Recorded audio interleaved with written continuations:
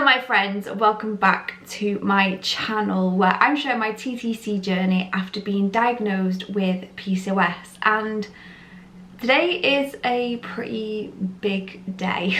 If you've been following my YouTube channel for a while or you follow me over on Instagram, you will know that I recently went for an MRI scan to see whether I have endometriosis, adenomyosis or anything like that, which is causing me a lot of pain. So I was diagnosed with polycystic ovaries in December 2020, and unfortunately since then I have just experienced unreal pain, which so far medical professionals have not been able to explain. So the next option was for me to go and see a private gynecologist who referred me for an MRI scan. An MRI is like where you go into like a big dome thing, so I went in and it took about 30 minutes and they did a scan of my abdomen and my pelvis. Obviously in that appointment the radiographer couldn't give me any indication of what's going on, so I've had to make a follow-up appointment with my gynecologist, and that is who I'm going to see today.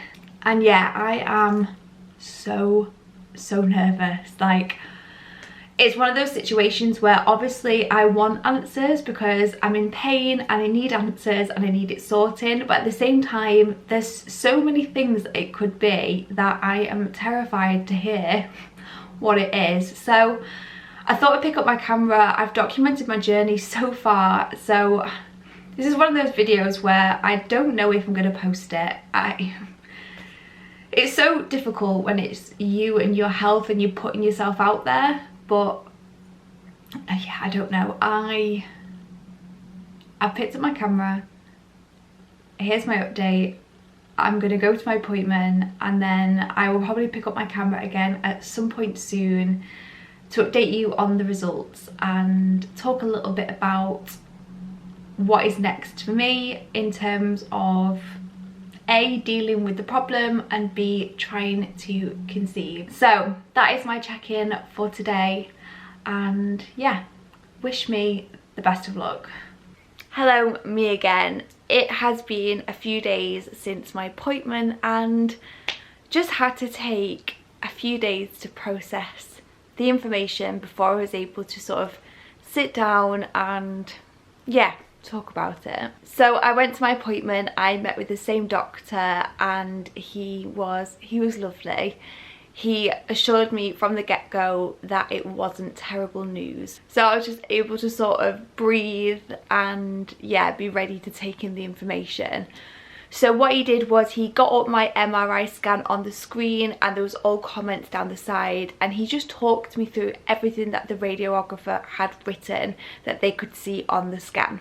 The first thing he said to me was there was no evidence that they could see from that MRI of any deep endometriosis, which I was really worried about, specifically because I was getting lots of pain in my lower spine area. I was worried that endometriosis had somehow got into my lower back, so I was really worried about that. But from that MRI they couldn't see any. Now that doesn't mean that there isn't any, it could have been missed, but he did say from this scan we can't actually see any. He had a look at my ovaries and he said that it didn't look like they were stuck to the walls or anything like that, which was really good news because I was worried that maybe my ovaries had fused to the walls. But one thing that I wasn't expecting was that they wouldn't really be able to see the endometriosis. I thought going to have the MRI scan would mean that they would be able to see all the endometriosis in there, and that just wasn't the case. So although that they couldn't see any deep endometriosis, they also couldn't really specifically see any endometriosis. So it wasn't like I was going in there and he was going, you've got endometriosis here, here, here and here, which is what I was kind of expecting. But he said that he thinks that I still do have superficial endometriosis, and that listening to my symptoms and my pain and showing him where I can feel it, he thinks that it might be a little bit widespread, which means it's in different places. And he took a minute to sort of look at my scan, zoomed in on a few places, and then he was like, do you see that little black pocket there? Which to me just kind of looked like a black pocket. He was like, I think that's a patch of endometriosis. So he did say to me, you definitely have polycystic ovaries. He showed me my ovaries again and he said I had about 25 follicles in one and 20 in the other. So again, he showed me my ovaries, they were bulky, and yeah, just confirmed what we already knew. And he said, although you don't have deep endometriosis, I do think you have superficial endometriosis. And he asked me, would I like surgery? So he said he doesn't offer the surgery to everybody, it's only based on me and my symptoms and what he can see on the MRI. At that point, I had been in so much pain that I nearly snapped his arm off. I was like, yes, give me the surgery. Which, nobody wants to have surgery at all, but I'm at a point now where I need the surgery. Obviously, because I've been going to a private hospital, that means you have to pay for the surgery. But I had to be honest and tell him I don't have the money for the surgery. So he told me it was between £6,000 and £7,000, and unfortunately that's just not pocket change that I have. So what that means in terms of me going for surgery is that he has to write me a patient letter again, which I then pass on to my doctor, and then my doctor has to refer me via an NHS pathway back to the private hospital. So I'm not quite sure how this process works, but ultimately what it will mean is that the NHS will pay for my surgery, but it will still be done by the private hospital. So that sounded a little bit too good to be true. I need to do some research to understand what this process means, but he did say that that's the pathway for me to go. It does mean I'm going to have to wait a bit longer, but we're looking at sort of September time, all being good, for me to have surgery. So that was one really positive step that came out of the appointment. I got my endometriosis diagnosis, and the next step for me is surgery. The problem is with this surgery is that there are lots of things that could potentially go wrong, and I'm not going to go into them in this video because if you're in a position like me, I don't want to scare anybody, because obviously they have to tell you all the things that could go wrong, like if you went for any surgery. I remember when I had a thyroidectomy, I had to sign a piece of paper to say if they cut my vocal cords, I wouldn't sue them. So I understood when he was telling me about the potential complications that he's obligated to inform me of those.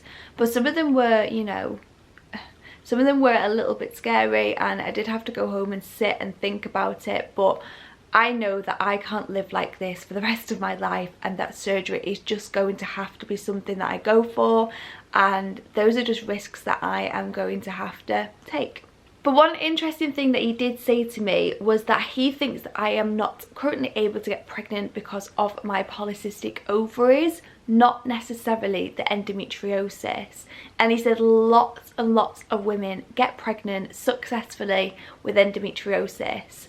So he suggested that I go on Clomid, which is a drug to help me ovulate, and then to try for a baby up until my surgery. There is a catch. They will only offer me the Clomid if my husband is okay, because obviously if there's any complications with him as well, it's just not going to happen for us. So there is that step first. We do have to go and get my husband tested, and if everything was to come back fine, then he would offer me the Clomid to try and ovulate and get pregnant.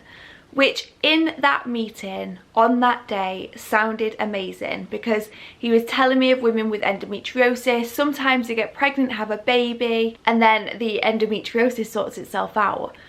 Which, hearing that, and if you saw that on paper, sounds like a miracle. What, I take this medication, I get pregnant, and then my endometriosis goes away?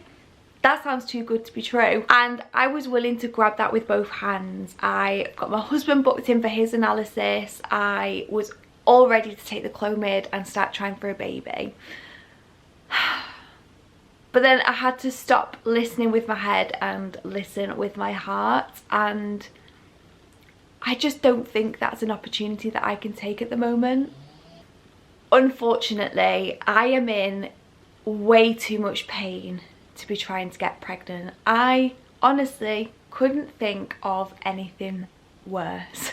So on Sunday I went for a really long walk. I took all the information in and really thought about it rationally, and I just don't think it's a good idea to try and get pregnant at the moment. I can't imagine it being in this much pain and being pregnant for 9 months and not having the option to do anything about it.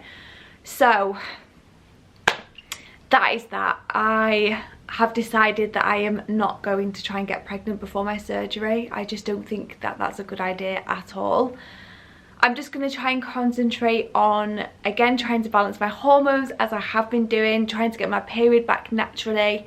And then I'm hoping that when I do go for the surgery to sort out the endometriosis, you know, my body will be able to bounce back and I'll be able to get my period back naturally without the Clomid, and we can have a trying to conceive experience like everybody else. I don't want to be worrying about being in pain or then not being able to go for surgery and still living with endometriosis, etc. I want it to be, you know, something that was enjoyable for us, something that we want to remember, and I just don't think doing it this way will be. So that's the decision I've made. I'm deciding not to take the Clomid. Weirdly enough, the day after my appointment, when I got the diagnosis, I got my period, which I don't know if it was like a stress relief kind of thing. I did think that I ovulated a couple of weeks ago, but I was just a bit like, no, probably not. I probably got that wrong. But I ovulated by myself. I got my period, and I know that I can do this. I know that I can do this. I have put into place really good practices. I just need to stick at this until my surgery. I know with endometriosis, I'm going to live with this for the rest of my life, and it might mean multiple surgeries across my life, but yeah, I'm just trying to take things one step at a time, and I think the next step for me just needs to be getting my period back naturally and going for that surgery in September. So there's the update. I do have polycystic ovaries and endometriosis, which means I'm going to have to change the intro to these videos. Obviously, I will keep you updated with sort of how my referral goes and, you know, any dates on surgeries and things like that. I will keep you in the loop. But for now, the rest of this series is going to be the trying to get my period back, because obviously we've had period number 1, but we need to keep that consistent across the next few months. So stick with me. My next video is going to be my meeting with the holistic nutritionist and looking at the things that I'm now putting into practice. And yeah, it is a bittersweet video. Part of me is so happy that I've got a diagnosis and I've got a name for the pain, but it's obviously another fertility hurdle for us, which is, yeah, it's sad, but I'm trying to stay positive. So thank you so much for watching this video. Don't forget to subscribe to keep up to date with what's going on, and also go and follow me over on Instagram, where I do more posts day to day and show you the practices and the food and things like that that I am eating as well. Thank you so much for watching, and yeah, I will see you in my next video.